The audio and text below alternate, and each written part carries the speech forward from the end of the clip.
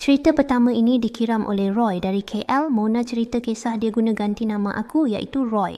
Okey, ni cerita seram aku masa bercuti dengan member kat satu hotel lama kat Cameron Highlands. Aku tak nak sebut nama hotel, tapi hotel ni agak famous jugalah. Ada vibe klasik British gitu. Dan katanya berhantu. Masa tu kami 4 orang. Aku, Faiz, Aiman dengan Din. Plan asal nak relax-relax je, lari dari panas bandar, hirup udara sejuk sikit. Tapi tak sangka pula bercuti sekali dapat pengalaman mistik free. Kami sampai petang Jumaat, terus check-in. Hotel tu memang nampak vintage, tapi agak suram lah. Lampu malap, kapet tebal bau hapak sikit dan suasana dia, lain macam. Tapi kami relax je. Dalam hati fikir, alah, ni mesti sebab hotel lama. Biasalah bau macam ni. Malam pertama tu tak ada apa sangat. Tapi Aiman ada tegur, dia cakap masa tengah tidur, dia rasa macam ada orang pandang dia dari kerusi bujang yang ada kat penjuru bilik. Dia buka lampu, tak ada apa. Kami gelakkan je. Kau ngigau kot, aku cakap. Malam kedua, baru start pelik. Lebih kurang pukul 2 pagi, aku terjaga sebab rasa sejuk sangat. Masa aku nak tarik selimut, aku nampak bayang macam perempuan duduk kat hujung katil, rambut panjang tutup muka. Aku kaku, tak boleh gerak. Nak jerit, suara tak keluar. Dalam hati aku baca ayat apa yang aku ingat. Tak lama lepas tu, benda tu hilang. Aku terus bangunkan Faiz tidur sebelah aku. Muka dia pun pucat bila aku cerita. Tapi dia tak cakap apa, suruh tidur balik. Esoknya, kami turun breakfast. Semua senyap je. Rupanya bukan aku seorang je kena. Din pun cakap dia dengar suara orang menangis dalam bilik air. Tapi bila dia cek, tak ada siapa. Aiman pula, dia nampak cermin kabur sendiri macam lepas orang mandi padahal tak ada orang dalam bilik air masa tu. Masing-masing dah start cuak tapi tak nak pindah hotel sebab mahal. Petang tu, kami try tanya resepsionis pasal hotel ni. Dia senyum je lepas tu cakap, oh bilik korang tu dulu memang selalu orang komplain. Tapi tak ada apalah, biasalah tempat lama. Lepas tu dia cepat-cepat tukar topik, lagi buat kami meremang. Malam terakhir, kami semua tidur satu katil. Tak kisah dah sempit janji ramai-ramai. Tengah malam, kami dengar ketukan kat pintu. 3 kali, kuat. Kami diam, tak ada siapa nak buka. Bila pergi cek lepas beberapa minit, tak ada orang. Tapi yang seram, ada kesan tapak kaki basah depan pintu. Padahal lantai hallway kapet. Tak logik langsung ada tapak basah. Esoknya kami check out awal pagi. Tak pandang belakang pun. Dalam kereta baru masing-masing cerita pengalaman penuh. Semua ada kena sikit-sikit. Sampai sekarang, bila sembang pasal trip tu, kami semua akan terus tukar topik. Serik weh, nak relax dapat seram sekali. Moral dia, kalau hotel tu nampak antik sangat dan harga murah tak masuk akal, fikir 2-3 kali. Jangan sebab nak jimat, korang kena ganggu macam kami. Serius weh.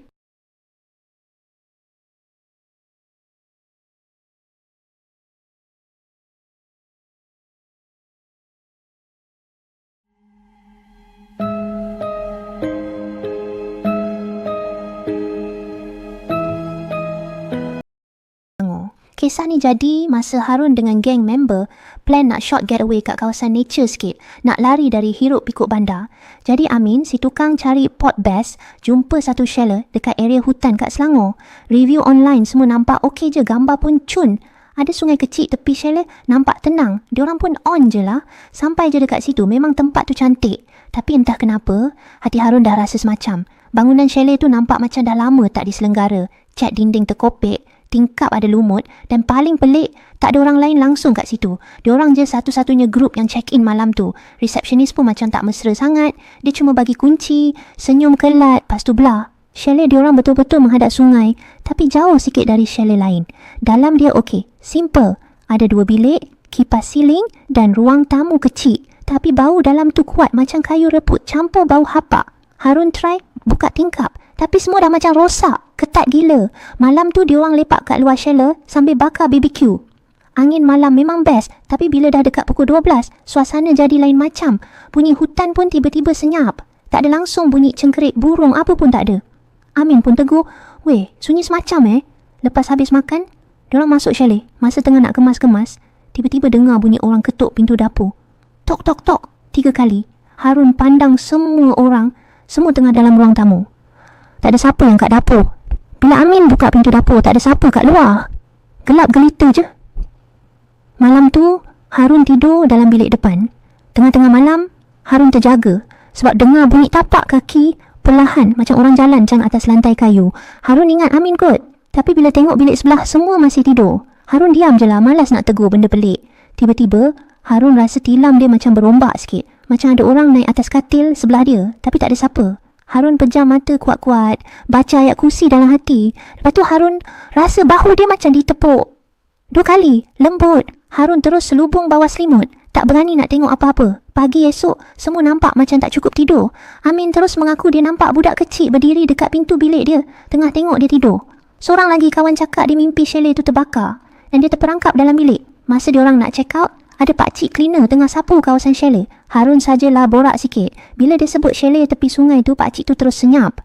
Lepas tu dia cakap, chalet tu memang jarang orang nak duduk. Dulu ada family mati lemas kat sungai tu. Akhirnya kadang-kadang ada benda ikut balik. Serius, Harun tak menoleh belakang langsung masa jalan ke kereta. Sejak hari tu dia serik gila nak tidur mana-mana shell yang sunyi-sunyi. Selangor banyak lagi tempat best tau. Tapi next time biar Harun pilih sendiri. Jangan harap dia percaya si Amin lah.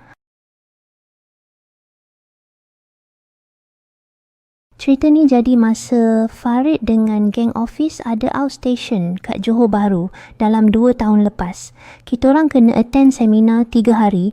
So bos booked satu hotel ni kat area Tulang Laut. Nama hotel Farid tak nak sebut lah, tapi hotel tu style lama. Bangunan dah pudar tapi masih jalan sebab murah dan dekat dengan tempat seminar. Mula-mula masuk bilik, Farid dah rasa pelik. Bilik tu memang sejuk, bukan sebab aircon, tapi rasa dia lain. Bau pun semacam bau almari lama campur bau kapur barus. Tapi Farid malas fikir bukan-bukan. Farid letak beg, mandi, lepas tu keluar dinner dengan geng. Balik bilik dalam pukul 11 malam macam tu, Farid terus baring sebab penat gila. Tengah syok-syok nak lelap, Farid dengar bunyi tapak kaki kat koridor. Okey, biasalah tu. Farid fikir mungkin gas lain. Tapi makin lama bunyi tu makin dekat. Makin slow. Lepas tu berhenti betul-betul depan pintu bilik Farid. Tiba-tiba bunyi ketuk. Tok, tok, tok. Farid terkejut. Bangun, pegang kunci, pergi dekat peephole. Tak ada orang. Farid buka sikit pintu. Memang sah, tak ada siapa pun. Sunyi je luar. Farid tarik nafas, kunci balik pintu, cuba tidur. Baru nak lelap, dengar bunyi ketawa halus. Suara perempuan. Macam bisik dalam bilik, dekat telinga. Farid terlompat bangun. Buka lampu. Tak ada siapa. Farid start rasa tak sedap hati. Terus buka surah kat phone, play je kuat-kuat. Malam tu Farid tak tidur langsung. Setiap kali Farid pejam mata, rasa macam ada orang tengok Farid. Farid siap rasa tilam kat sebelah tenggelam. Macam ada orang baring sekali. Tapi Farid duduk seorang. Okey, bilik tu untuk 1 orang je. Esok pagi, Farid terus turun awal, breakfast. Farid tanya resepsionis, korang pernah dengar tak bilik 417 ni ada apa-apa? Dia pandang Farid. Muka macam dah biasa orang tanya. Dia senyum sengit, cakap, ramai dah tukar bilik dari situ bang. Tapi tak semua orang boleh rasa. Terus Farid minta tukar bilik. Nasib ada kosong. Pindah bilik lain, okey sikit, tak ada gangguan. Tapi Farid dah serik. 3 hari kat situ, Farid tidur buka lampu, siap peluk Yasin. Lepas balik dari JB tu, Farid demam seminggu. Mak Farid suruh pergi berubat. Ustaz tu cakap Farid terkena tempias. Katanya tempat tu dulu bekas mangsa kekejaman zaman askar Jepun. Mungkin ada tinggalan yang menjadi makanan makhluk halus di situ. Sejak tu, Farid memang cek review hotel dulu sebelum booking. Kalau ada orang mention bunyi pelik ke, seram sikit ke, Farid terus skip. Tak pasal-pasal bercuti dengan benda gaib. Moral cerita. Jangan pandai-pandai tidur seorang kat hotel lama. Murah tak semestinya berbaloi.